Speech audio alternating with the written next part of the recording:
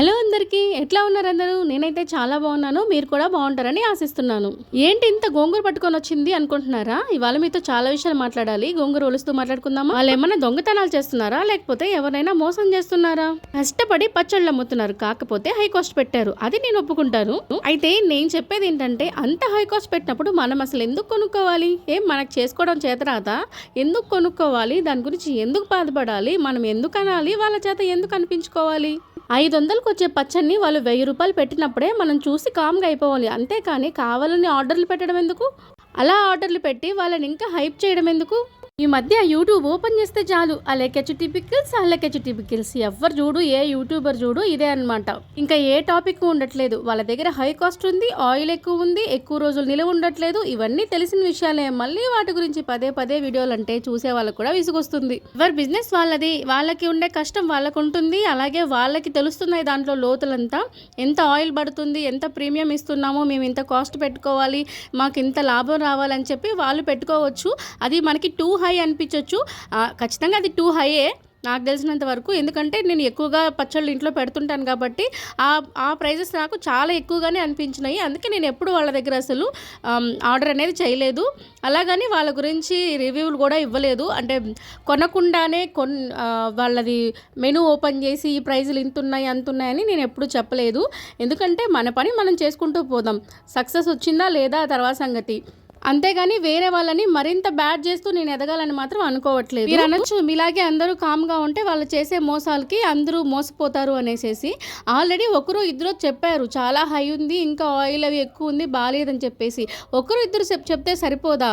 ఇంతమంది చెప్పాలా? అంటే యూట్యూబ్ ఓపెన్ చేసే ప్రతి ఒక్కరిది అలేకే చిట్టి పిక్కల్స్ వీడియో అయితేనే అర్థమవుతుందా? ఇప్పుడు జనాలు మోసపోతున్నారు, అందుకే మేము ఈ వీడియోలు పెడుతున్నాం అంటున్నారు కదా. నాకు ఒక చిన్న డౌట్ అండి. మన ఇంట్లో మనం వంట చేస్తాం, దాంట్లో కారం ఎక్కువైంది, మన పిల్లలు తినలేకపోతున్నారు. అది మన హస్బెండ్ గమనించాడు. మన హస్బెండ్ వచ్చి, ఏవే నువ్వు చేసిన కూరలో కాస్త కారం ఎక్కువ అవుతుంది, పిల్లలు తినలేకపోతున్నారే, ఈసారి నుంచి కాస్త తగ్గించి చేయవే అంటే బాగుంటుందా? లేకపోతే చుట్టాలందరూ మన ఇంటికి వచ్చినప్పుడు మామిడి కూరలో కారం ఉంటుంది, ఉప్పు తక్కువ ఉంటుంది, ఇలా ఉంటుంది అలా ఉంటుంది అని అంటే నెక్స్ట్ నుంచి పిల్లలు కారం లేకుండా మంచిగా తింటారా ఫుడ్?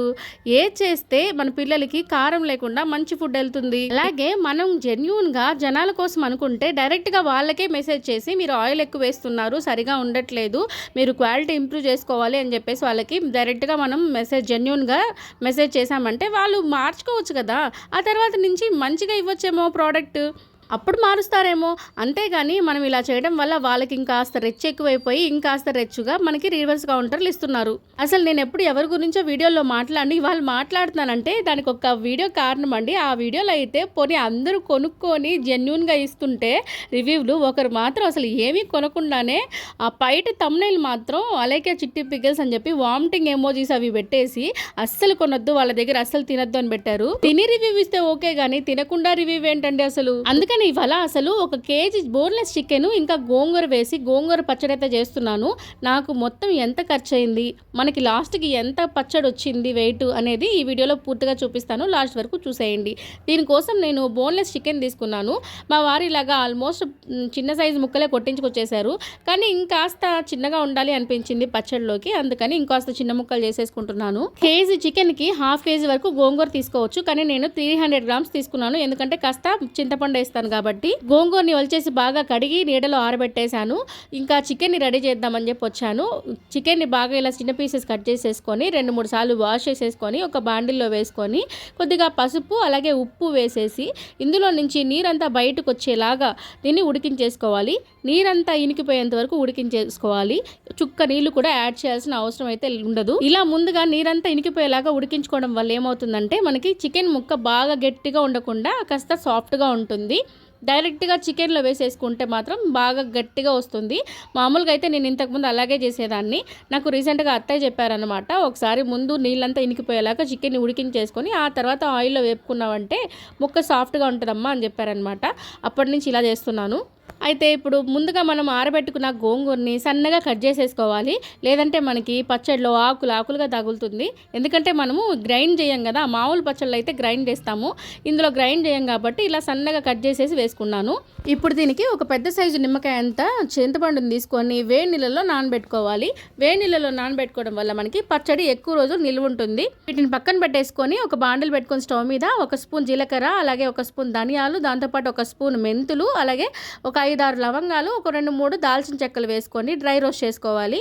నార్మల్గా అయితే నేను ఎక్కువగా చికెన్ పచ్చడి పెడుతుంటాను, దానికి నేను గరం మసాలా ధనియాల పొడి వేస్తుంటాను అనమాట. కానీ ఈసారి ఇట్లా చేసి వేసుకుంటున్నాను. ఇలా చేసి వేసుకోవడం వల్ల మనకి ఏ మసాలా పౌడర్లు వేయాల్సిన పనే ఉండదు. ఇంకా అరోమా అంత టేస్ట్ అంతా దీనిలోనే వచ్చేస్తుంది. నేను ఇక్కడ కేజీకి వేసుకున్నాను కాబట్టి ఒక్కొక్క స్పూన్ వేసుకున్నాను. హాఫ్ కేజీతో చేసుకునే పని అయితే హాఫ్ స్పూన్ వేసుకుంటే సరిపోతుంది. ఇప్పుడు వీటిని చల్లారిన తర్వాత ఇట్లా పొడి చేసి పక్కన పెట్టేసుకోవాలి.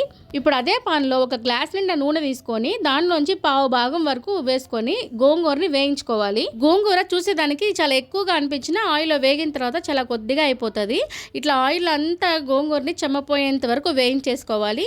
చెమ్మపోయిన తర్వాత మనము ముందుగా చింతపండు నానబెట్టుకున్నాం కదా, దాన్ని గుజ్జు తీసేసుకొని ఇందులో వేసుకోవాలి. ఎట్లా చెత్త ఏమి రాకుండా వడగట్టేసేసి పోసుకుంటే మంచిది. ఇలా గోంగూరలోంచి చెమ్మంతా పోయిన తర్వాత మనం చింతపండు గుజ్జును వేసుకోవాలి. ఇప్పుడు ఈ చింతపండు గుజ్జు కూడా మనకి బాగా గోంగూరలోకి ఇనికిపోవాలన్నమాట. ఇనికిపోయి పైకి నూనె తేలాలన్నమాట. అంతవరకు ఈ గోంగూరని మీడియం ఫ్లేమ్లో పెట్టుకొని ఇట్లా వేయించేసుకోవాలి. ఇప్పుడు నాకు చింతపండు గుజ్జంతా ఇనికిపోయింది కదా, కాకపోతే కాస్త చెమ్మ అనిపిస్తుంది, నూనె అయితే పైకి తేలలేదు. దీనికి ఇంకా కాస్త ఆయిల్ పోసి నేను ఇట్లా బాగా వేయించేస్తున్నాను. అంటే ఇంకా ఏ చింతపండు చెమ్మ కూడా ఉండదనమాట, గోంగూర అంతా పీల్చేస్తుంది ఈ పులుపుని. ఇలా ఒకసారి ట్రై చేయండి అబ్బా, గోంగూర చికెన్ పచ్చడి ఎంత బాగుంటుందంటే అసలు అన్నం అంతా మనం ఈ పచ్చడితోనే తినేస్తాం అనమాట. ఆ పచ్చడి ఈ పచ్చడి ఏ పచ్చడి కొనాల్సిన పనే ఉండదు. మన పచ్చళ్ళు మనమే పెట్టుకొని మనమే ఇష్టంగా తింటాము. ఆ గోంగూర నూనెంతా పైకి తెలిన తర్వాత దాన్ని కూడా పక్కన పెట్టేసి ఇంకొక బాండిల్లో 1.5 గ్లాస్ వరకు ఆయిల్ వేసుకున్నాను. ఇప్పుడు ఇందులో మనం ముందుగా ఉడికించి పెట్టుకున్నాం కదా చికెన్ని, ఆ చికెన్ని వేసుకొని ఇంకా అంటే అక్కడక్కడ లైట్ గోల్డెన్ కలర్లో వచ్చేంత వరకు చికెన్ వేపుకుంటాము అంతే. నేను చెప్పాను కదా, ఎప్పుడైనా సరే నేను ఆయిల్లో డైరెక్ట్గా చికెన్ని వేసి వేయించేసేదాన్ని. అలా చేయడం వల్ల ఏమయ్యేదంటే ముక్క బాగా గట్టిగా చిన్న ముక్కలాగా అయిపోయేదన్నమాట, షింక్ అయిపోయినట్టు అయిపోయేది ముక్క. ఇలా చేయడం వల్ల ఏమైందంటే చికెన్ ముక్క ఫ్లఫీగా కనిపిస్తుంది, బాగా సాఫ్ట్గా ఉడికిపోయి ఉంటుంది. అదిగాక ఇప్పుడు ఈ ముక్కల్లోనే కాస్త పక్కకు జరిపేసుకొని అల్లం పేస్ట్ని వేయించేసుకోవాలి. నేను ఇక్కడ 2 పెద్ద టేబుల్ స్పూన్లు వేసుకున్నాను అల్లం పేస్ట్. కేజీ చికెన్ కాబట్టి మనకి పర్ఫెక్ట్గా సరిపోతుంది. అల్లం పేస్ట్ కాస్త తగ్గిందంటే మనకి టేస్ట్ మారిపోతుంది. ఎందుకంటే చికెన్ ఎక్కువగా ఉంది కదా, నీచు వాసన మనకి ఎక్కడ రాకుండా ఉంటుంది. అల్లం పేస్ట్ ఇట్లాగా వేసుకొని బాగా వేయించేసుకోవాలి పచ్చి వాసన పోయేంత వరకు. ఇంకా చూడండి, అల్లం పేస్ట్ వేసిన దగ్గర నుంచి ఈ పచ్చడి వాసన గేట్ వరకు రావాల్సిందే, అంత బాగుంటుంది అనమాట. చూస్తుంటేనే నోరు ఊరిపోతుంటుంది.